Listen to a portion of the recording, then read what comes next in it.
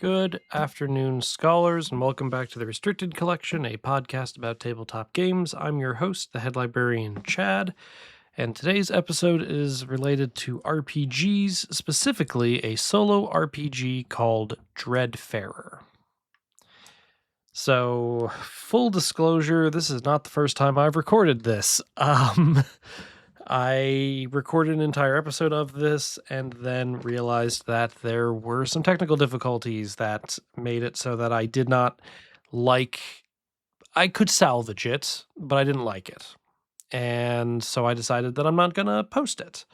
So on one hand, apologies if you're kind of jumping a little bit into the middle of this, but I don't think that it's going to drastically change how I'm talking about or treating this game about it. But the second thing that I want to make sure I establish, so my enthusiasm might be a little low because I'm redoing this. So I'm not like in the moment as much as I was since I'm repeating it. But I also want to be clear that I do not think that Dreadfarer is a bad RPG. I think for the right person, this is quite good. I like how it's put together. I really like the way that it's written. I like how creepy it is, but I just don't think it's an RPG for me.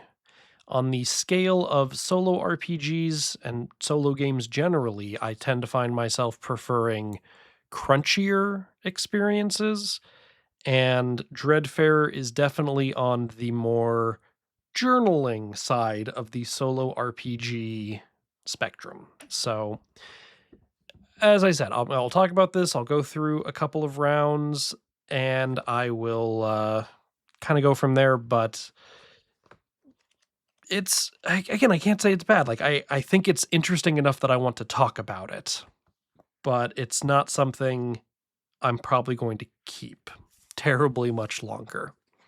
So, Dreadfarer. What is Dreadfarer? Let me read you the back of the box, and by that I mean the back of the book. Welcome to Lemuria, explorer. Many, like you, have come to these recently discovered lands in search of riches to pocket, knowledge to gain, or to escape their turbulent past. In your pockets, you have all the money you could get by selling what you had and this old sketchbook. Before you left, you promised you would fill it with a tale of your adventures. Did a friend gift it to you? Are you following the footsteps of an earlier explorer that met a terrible fate here? During your trip, you will need to use what little money you have to purchase passage into these eldritch lands. Watch out for the horrors that hide in these dark shores. Your expedition ends when you fill out your sketchbook, lose all your money, or achieve your ultimate goal. Or when you die. But I'm not too concerned about that. Just fill in your paperwork. There's a line behind you. Okay. So yes, as I said, this is a solo RPG. It's more on the journaling side. And I do want to note that they have a warning about this. This book deals with the following: body horror, arachnophobia, megalophobia, tryptophobia, thalassophobia, casadastrophobia. I butchered that last one. Yeah. I will say this book is creepy. You will flip to a random page and roll on a table and get a random encounter or a random thing, and it is creepy. The imaging, there's nothing that's like super gory or anything, but there's a lot of just off pictures. A lot of like minor body horror pictures that just like nudge that back part of your brain where I'm like, that doesn't look right for a lot of reasons. And then for the character selection, each one of the pictures, the faces have been distorted, obscured, muddled, whatever. Like there are very few, I cannot think of any instances where there is a face. Oh, I said that and I just flipped back past a page with a photograph. I found a picture that has faces in it that do not immediately disturb me. Good job, game. But most of the images in this game are off-putting for one reason or another. There are a number of people that you can play as. So I You get a background, which sets your initial goal, perhaps some initial mechanics, and then your initial money and health and whatnot. So, for example, I decided to keep things very simple, and I decided to play as the Grieving. My father disappeared in Lemuria. I'm traveling to find him. I'm traveling to find if he's still alive or discover his fate if he was not so lucky, and at the very least bring closure to my family. I have sold my family heirlooms to afford this trip. Signed, the Grieving. And then, as the Grieving, I get $500 to start, which is quite a lot. And the only item that I have to start with is a picture of a man. So, it's not nothing. I also have 10 HP to start, and then do nothing with this part until you are told. So every character has a do nothing with this part until you are told. And for me, it is during each expedition, roll a d20. If it lands on 20, you find a clue leading to your father. When you find your third clue, your next expedition will lead to him. Okay, that's good to know. I have not gotten 3 clues yet. I've done 6 expeditions with this character. Also, before I forget, what you need to play this game is a sketchbook or other place where you can make notes, and a drawing or writing tool, a d20, and a d4. That's really all you need. I made myself a little Google spreadsheet. I'm a little proud of it. It works very well for my purposes, so pretty happy about that. So, you go to Lemuria. Lemuria is a recently discovered series of archipelagos somewhere in the Pacific Ocean, full of strange wonders and eldritch horrors. The group of islands is home to many secrets. Perhaps you could even make a quick fortune discovering them all. I'm going to use their slightly fuller titles because I much prefer them. So from the word go, you can explore the island of Sara, that's S''RA, the heights of Motag, the humid jungle of Desangle, Dsangl, and the Lazarak Wastes, Lazarak, Lazarak Wastes. There's also the Deep Akura, but that is only accessible via the submersible, and you can only use the submersible if you have the Dragger's Bell Remnant. No idea how to get that. And there is a crossed off or otherwise redacted location that is only available via a blimp or a plane, and only if you crossed off /redacted. So the process of this game is very straightforward. There's the planning of your expedition, where there are 5 steps. There are 5 steps noted, but there's not really 5 steps. There's really only 4 steps, but we'll get to that. And then there's the expedition itself, which has 4 steps. So, planning an expedition, step 1, keep note of your money, gear, HP, and corruption. That's why I don't really count this as a step. You're doing that all the time, so just do that all the time. As I said, I'm playing as, I don't know if I actually said my name. My character's name is Garfield Norville. His background is the Grieving. Normally, the Grieving's max health is 10, but due to things that have happened in my past, I got to 15. And my health is currently 15.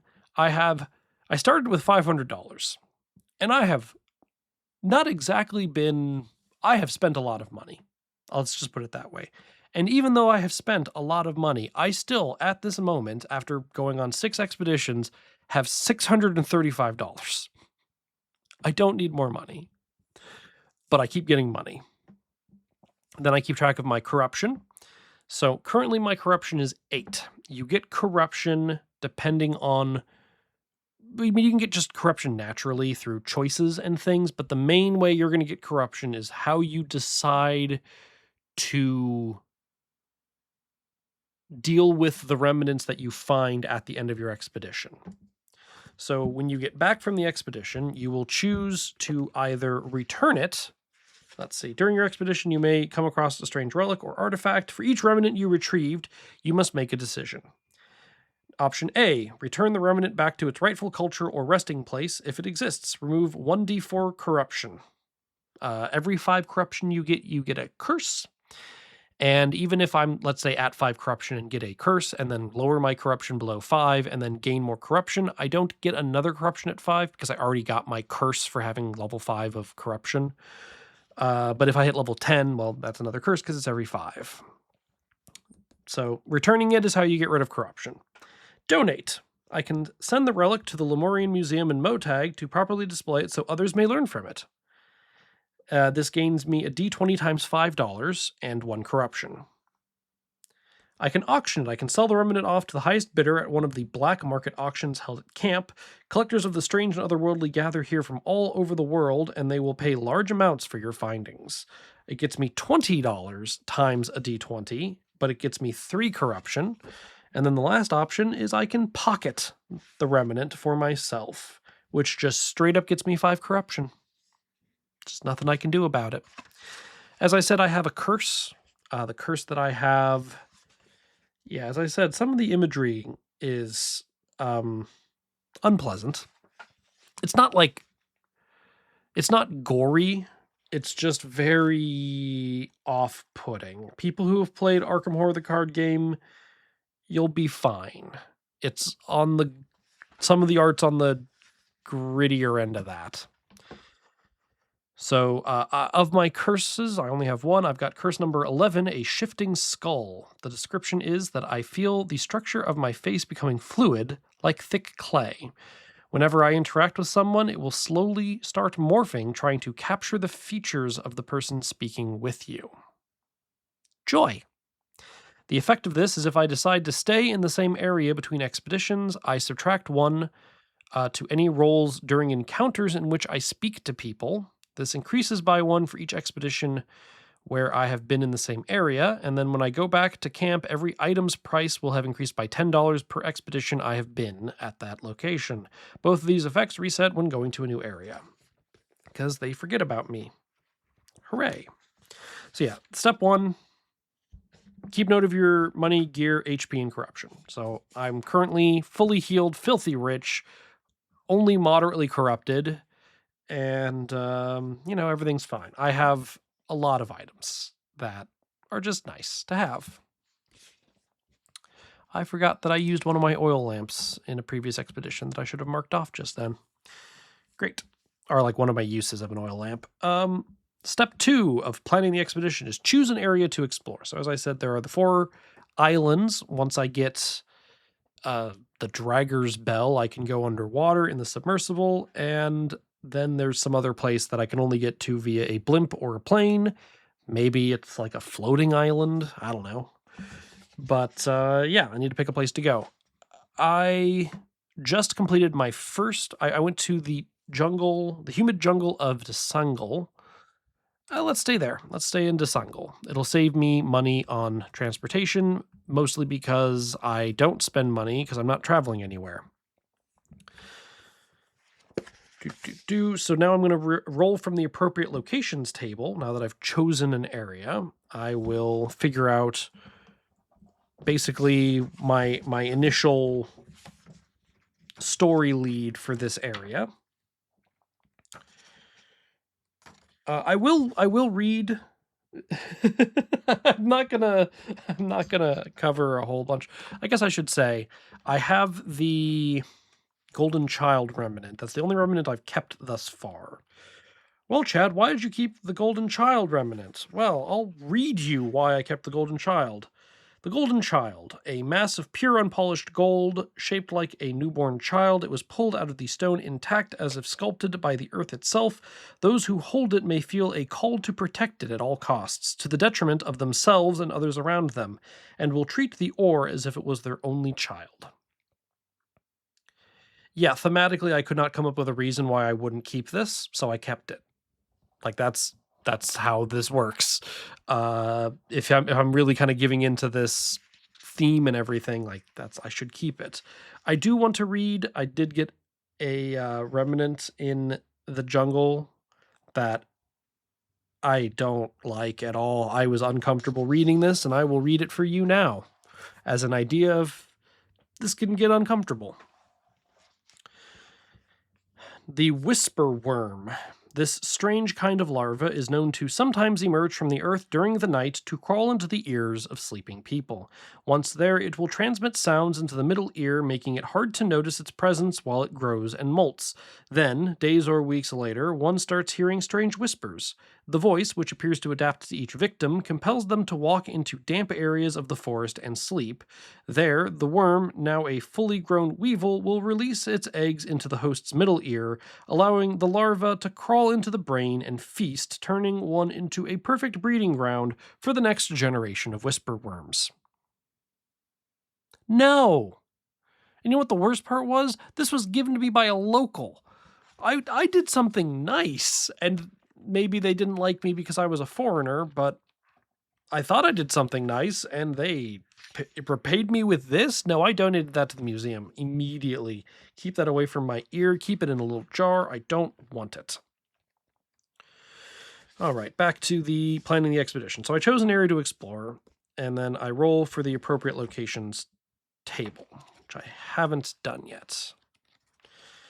So the Jungle of Desangle, meaning sacred forest in its native language, the island of Desangle hides many strange forms of life once lost to the world. Deep within the howling trees and croaking swamps are ruins full of civilizations past. What secrets could they hold? The island of Desangle is geologically young, crowned by an enormous caldera that erupted some millions of years past. Humidity is trapped inside this gigantic crater, making it a fertile space for a rainforest. To its west sits the large opening bay of Dakar that provides passing ships solace from Akura's sea's unforgiving waves. The land of Desangle is sparsely populated, with some communities living isolated in its forests and swamps. These tribes claim to descend from a forgotten civilization of Desangle that disappeared long ago. More recently, communities from other parts of Lemuria and abroad have started resettling this land, causing conflicts with the natives who forbid the exploration of its forests. Let's go explore. That's an 8.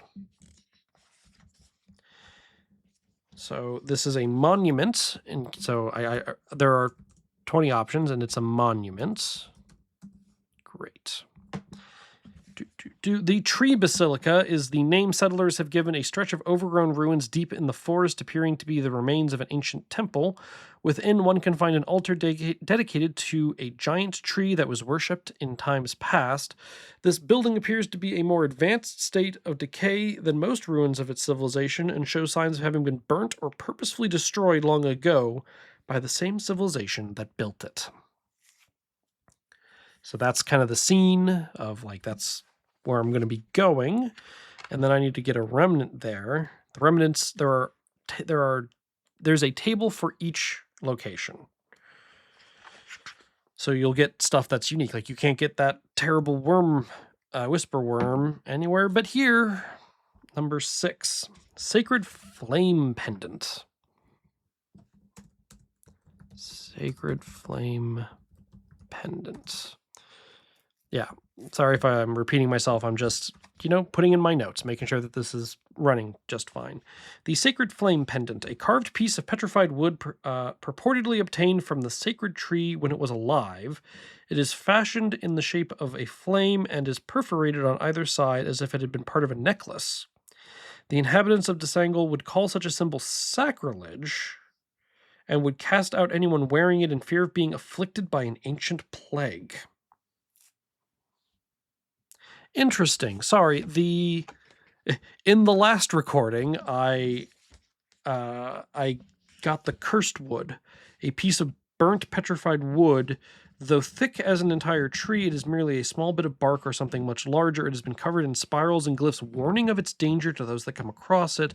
When in contact with organic material, the wood's burn spreads to it, leaving it gray, lifeless, and as hard as itself. Handling the relic with bare hands is not recommended.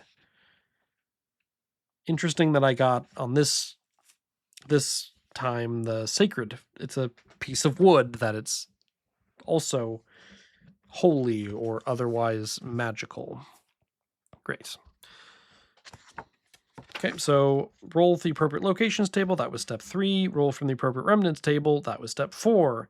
Step 5, choose means of travel and acquire gear if not staying in the same area. So if I had decided that oh, I'm going to go visit the tree basilica on a different island, let's say, I would have to spend money to get there, and I could also restock in between. Something that I'm not sure how I feel about. Generally speaking, I like how this book is formatted, but something I don't know how I feel about exactly, because it's presented very well. The travel gear section, if I open up a book and there's a page on the left and a page on a right, the travel gear section makes me rotate the book and has the top the what was the left page is now on top and what was the right page is now on bottom, and I read it kind of like a menu. I don't know if I love this, but I think it's pretty. I can't say it looks bad. But yeah, I'll just stay where I am. I don't have to spend any money on it, but that does mean that my shifting skull curse is worse if it applies. Okay. So now we go on an expedition. We've completed the first half of this, which is planning the expedition, so now we go on the expedition. Step 1. If prompted by the travel method, roll from the travel encounters. I'm good, I stayed where I was. And step 2, roll from the encounter table appropriate to the location I'm visiting. So I'm in the jungle, and I am in the jungle, and I received a monument. I'm going to a monument, so I will roll a d4. Once I remember what I did with my d4. And I got a 3. So monument number 3.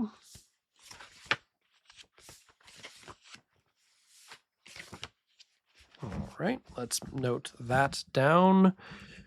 Monument 3. Okay. Just in case I get doubles or something, like, like to get something new when able. Monument number 3 for the jungle. After a long day, you decide to find a clearing where you can set up camp. This is like supposed to happen on my way to the tree basilica. After a long day, you decide to find a clearing where you can set up camp. You must have lost track of time as the night sets in faster than you expected, and you still have not finished unpacking. The night feels chill and humid, and at the last slivers of light filter through the trees, and a natural darkness sets in. After some time, you step to look up at the sky. Nothing. No moon, no clouds, no stars. Even the dark tapestry that should have been sitting the dark tapestry they should have been sitting in appears blacker than it should. You start feeling faint as the cold, damp air envelops you. You lie down, forced to keep looking at the unending darkness above. As you stare into its unblinking emptiness, the lights and sounds of the world around you seem to pull back and fade away into the void. And you slowly notice that you are completely, crushingly alone. Roll a d20 and add 10 if this sensation is familiar.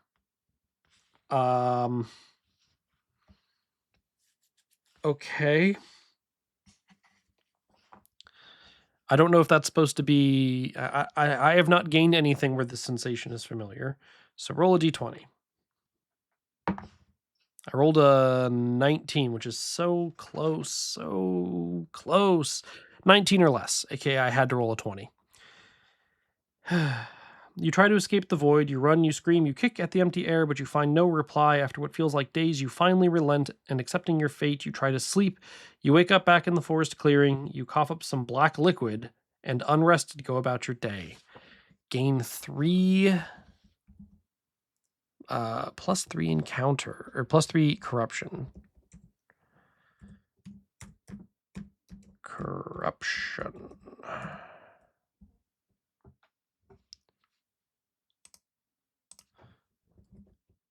Plus 3 corruption. Oh, come on. Work with me. There we go. 3 corruption. It did not tell me that this sensation is familiar, so I guess I don't get that bonus.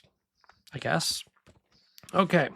So then I make it to the next step. Finally, you reach the remnant you were looking for. Write down how and where you found the artifact and the dangers you met along the way. So this is the divergent point for me in this game is I appreciate that it gives me these creative locations and these creative prompts with these creative items. but it's like it doesn't really matter what I write. And I get that it's kind of an exploration of the character, but that's not generally why I'm personally playing a solo RPG. So, again, for someone who is way more into that, I think this is a great jumping off board for a lot of ideas and things. For me, I'm like, okay, yeah, it's cool. I went along this trail to the tree basilica and I encountered this weird void blackness that gave me corruption. And then I made it to the place and I got the tree pendant. Like, you can do so much more with that that I'm just not doing because it's just not the it's not doesn't grab me personally. So, recovered the sacred tree pendant, sacred wood pendant, what is it called? Sacred flame pendant. Okay. And then I will choose to donate it. No, I'm going to leave it where it is. I got this weird I coughed off some weird black stuff that wasn't very pleasant. It's already an item that the locals think is cursed. Let's not push it if I don't have to. I don't need more money. And that cleared me. What's the exact phrasing? That cleared me 4 corruption. That feels nice. That compensates me for the 3 I just took. So I returned it. Corruption. So I'm net -1 off of this, but I did not gain any money. Okay. And then we go back to the start of this where I figure out where I want to go and what I'm going to find there, and we go again. So let's go again. I'm going to choose to travel now because I would get a -3 to talking to people if that ever comes up. Actually, before we do anything, there was an encounter in the previous recording that I would like to read. I really liked how it was written. I really liked how creepy it was. So let me find that for you because I liked it. This is mountain number 3 for the Heights of Motag, which is a snowy, mountainous area. As you trek through the snow, the flutter of snow grows into an icy wind, which soon turns to a heavy blizzard. Ducking into a nearby cave, you huddle from the cold and look around. Slumped in the corner is the well-preserved body of a mountaineer, frozen in a death stare. Choose one whilst you wait for the blizzard. If I have an oil lamp / sun lamp and either a hunting horn or a machete, hunting knife or a machete, I can thaw out the body. Thawing out the body, you slice strips from its flesh, cooking it and consuming the soft meat. Heal 10 HP and gain 5 corruption. Search the poor soul's possessions. You find a compass and a local map. They appear to have been holding it upside down. That's just tragic. I can talk to the body. As you strike a conversation with the dead traveler, the hours begin to while away. Strangely, you sometimes feel like they are replying, sending you words of encouragement. Lose 2 corruption as you calm your nerves. Or I can ignore the body and wait for the blizzard to pass. You try to get some rest, resting 1 HP as you shiver through the storm. The blizzard finally passes, and you bid farewell to your frozen companion, stepping back onto the mountainside. I really liked that encounter. As I said, I just wanted to read it to kind of give a sense of perhaps some of the more choices and things that this can present to you. Let's run through another location. As I said, I shouldn't stay here, so let's go to Lazarak. Lazarak. The Lazarak Wastes. This island, once a prosperous, fertile, and populated kingdom, is now a wasteland of black rock, spewed forth from the bowels of the earth under the dried lava rivers and below the deep ash fields lies great ruins of ages past, a reminder that the higher you rise, the deeper you fall. From its wide ashen fields to its sharp, ragged cliffs, Lazarak is a mostly unwelcome place to explorers. However, for those brave enough to walk its once molten shores, a multitude of archaeological discoveries awaits them. Very few people live here now, and not a single settlement can be found for fear of destruction and death. The travelers on this land should be wary of the lack of shelter and stock up with provisions. in preparation for a hard journey. I have provisions. I am not worried about it, but thank you. At least how there might be a rule that I'm misunderstanding or something, but at least as far as I understand it, I'm doing everything right. Number 11.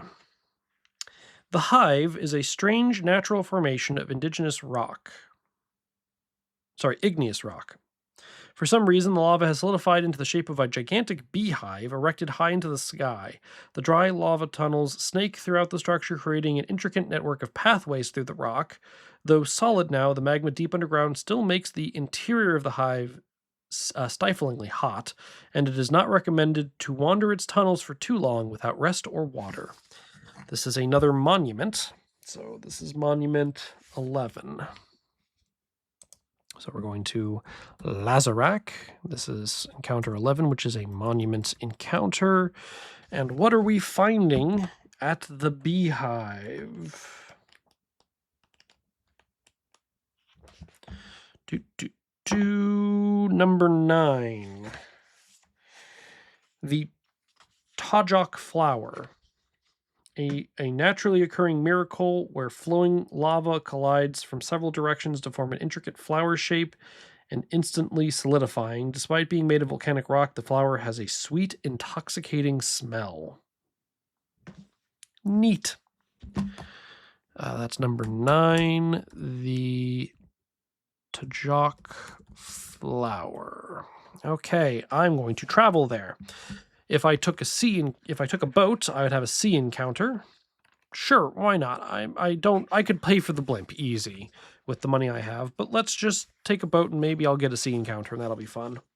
So ship fare will cost me $40. Minus 40 because I took a ship. Let's roll a d4. On a 1, I get a ship encounter. That's a 4. So never mind. You know what? Let's just say I did for the fun of it, because it's more fun. What page are those on? This would be the first time I actually have to look up this table, because I've just never had to do it before.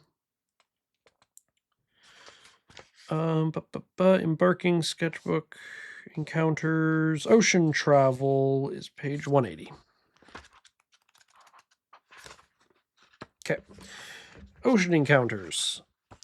In the waters, as the waters swirl around you, a metal object floats carefully in. How many options? There's only 4 options. Okay. Sorry, I thought that was the start of a section, but it's not. Number 2, your vessel suddenly shakes as a great black shape moves past you through the deep waters. You count a few too many eyes on the creature as it slams into the ship. Roll a d4. 2 through 4, you brace yourself against a nearby wooden crate as the thing smashes into your vessel. Suddenly, a great horn seems to echo across the waters, and the thing swims rapidly away. Whatever that sound was, it saved your skin. Neat. So we make it to Lazarak. And let me get to the Lazarak Wastes. And we are working on a monument encounter, and I rolled a 1.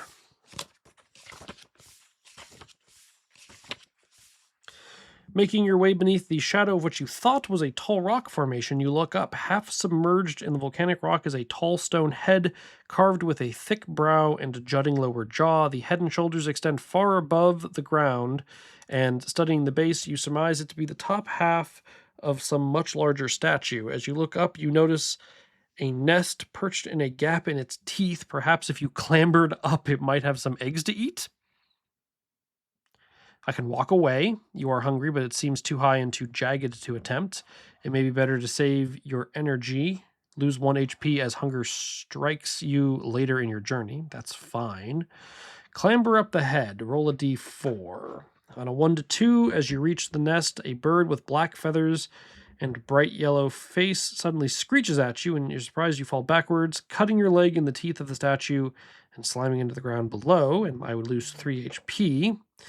Or, on a 3 to 4, I clamber up the stone face to reach the nest. Inside are several huge eggs the size of fists. Thankfully, the bird does not seem to be around. Not wasting any time, you crack them and gulp them Gulp down the yolk. It is strangely sweet like sugarcane. Gain 10 HP and 3 corruption as you think of the now childless bird. After eating your fill, you climb down and thank the stone face for sharing its bounty. I'm fine just taking a damage. That's totally fine. So that was Monument 1. That is minus lose 1 HP. Putting me at 14 of 15. Oh no. And I recovered the Tajok flower from the hive. I don't need the money, but I also don't feel like, I don't understand why I would return this one. Like, this is a delicate piece of nature that naturally occurred, so I think I'm going to donate it. So I'm going to gain 1 corruption. So donated, 1 corruption, and I get a d20 times 5, which is 20 times 5 is $100. Oh, I forgot to roll.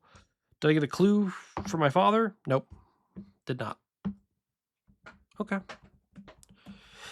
And then you just do it again. Yeah.